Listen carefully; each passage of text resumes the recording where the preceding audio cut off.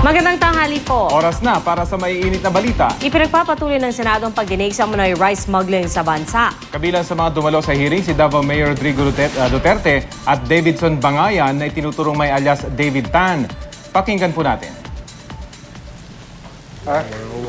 Every week, ang tinatanggap ninyo magkano ang nawawala na buwis ng gobyerno doon sa dinalaman na 2,000 container vans na 50,000 tons of rice. How much are we losing? Sa rice lang ito Madam Chairwoman, pa-clarify lang po, kausap ko po si Deputy Commissioner Uvero na siyang gumawa ng statement po na 2,000 containers per week. No? Pinaliwanag po niya sa akin na yun po 2,000 containers per week at its height. No? Hindi po niya intent na i-extrapolate yun for the whole at year. the average. I remember, you know, when I frame my question, I frame it deliberately. On the average, over the years, ang sabi niya, 2,000 per week.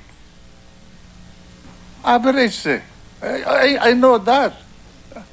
May variable yan, may mga variables yan.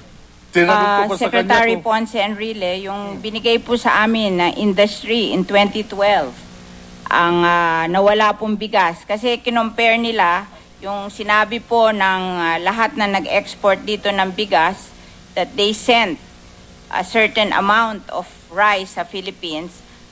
Yung pong pinadala nila minus yung nagbayad sa customs, in 2012 daw po 800,000 metric tons ang nawawala, which is in bags is 16 million bags.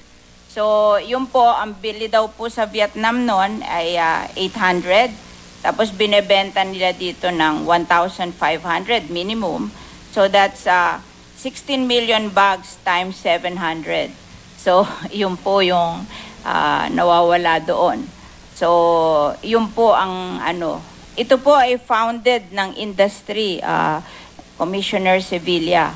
Kaya kung gusto nyo pong tanungin kung ano yung mga nawawala na na-smuggled, alam po ng rice industry kasi may information sila from abroad, ilan yung pinadadala dito.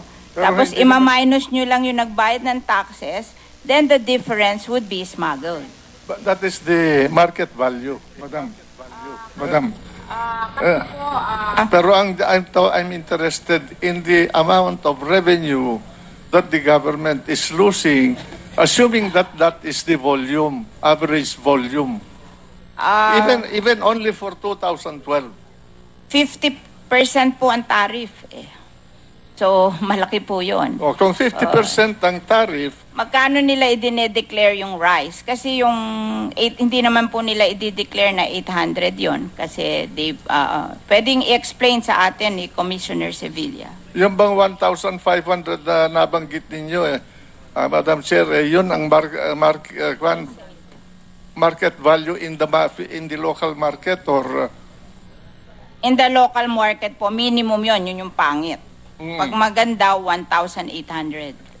So, pwede nating tanungin si Commissioner Sevilla na sa ganung volume ng smuggled rice na hindi binayaran ng tariff, magkano nawala sa customs doon kasi sila marunong mag-compute. You know, Mr. Commissioner, why I am posing this question, we are only talking of one commodity. And the amount of revenue that the government ought to receive out of it, I want to know how much per commodity we are losing. Because I assume that the Bureau of Customs should be interested to know how much the government is losing out of smuggling per commodity that enters the country. Di ba? I'm now zeroing on rice. How much revenue annually does the government lose out of stumbling? And that is why I'm asking this question.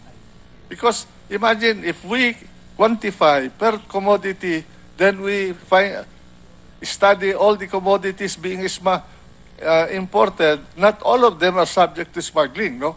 But most of them, then we will know what kind of a problem we have, di ba?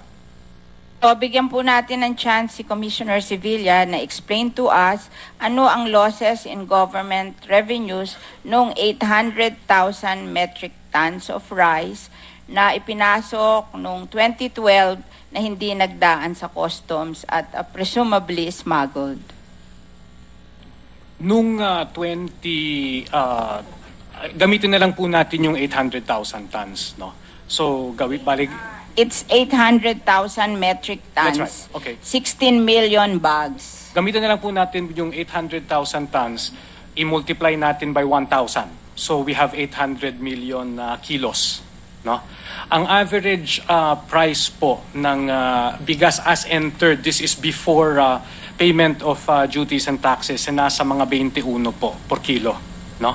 So, How much? Mga 21 per kilo po, pesos per kilo, no? So, if we use 800 million times 21, no, we come up with 16.8 billion, no? Yun po yung value if it would have been declared, no?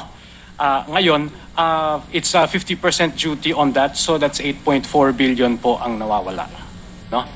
Now, yung hindi po namin magawa precisely yung calculation for 2013 dahil po Sabi po nila 1 million metric tons ng industry. yung ano lang po, Tumaas pa. okay. Yung data po kasi na pinaggagamitan yung export data ng ibang bansa papuntang Pilipinas hanggang 2012 pa lang po kasi yung available na nakikita namin. So paglabas po ng 2013 gagawan din namin yun ng comparison. Ngayon, So, tingnan na lang natin yung 2012, pero sinabi ng industry 1 million metric tons in 2013. So, yung 2012 na lang, 8 billion. Malaki yun. kung gamitin po natin yung 1 million from 800,000 metric tons to 1 million, then nasa roughly mga 10 billion na po tayo in terms of yung duties na hindi po nako-collect. Hindi ba mas malaki yan pa sa pork barrel? Kasi yung pork barrel is 10 billion for 3 years. Ito is 10 billion for 1 year. Oh. Madam Chair. Recognize the first... Just a minute, I'll just finish okay. this. Senator Ponce Enrile. Now, reiterate. when you auction smuggled goods, smuggled rice, or any smuggled goods in the country, don't you impose safeguard duty on them? Because that means that that is beyond the minimum access volume authorized under the WTO, which enjoys preferential treatment, no? And it's really a surge of import. You don't.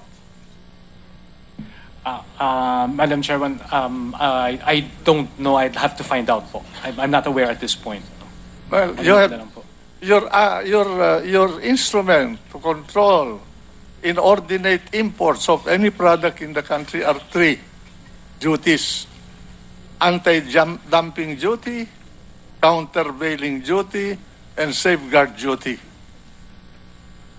That is every customs administrator or even your examiner should know this. No? I'm wondering, I'm not familiar anymore with your practices, but are you enforcing all of these barriers that are authorized under the WTO in order to protect our industries in the Philippines? We recognize Commissioner Sevilla. Madam Chairperson, we are... At yan po ang pagpapatuloy ng pagdinig sa Senado ng Committee on Agriculture tungkol pa rin sa issue ng rice smuggling. At lumabas nga, isa sa mga lumabas dito sa pagdinig ay wala raw import permit. Itong si David Bangayan para mag-import ng bigas papasok sa Pilipinas, bagay na pinagtataka ng NFA.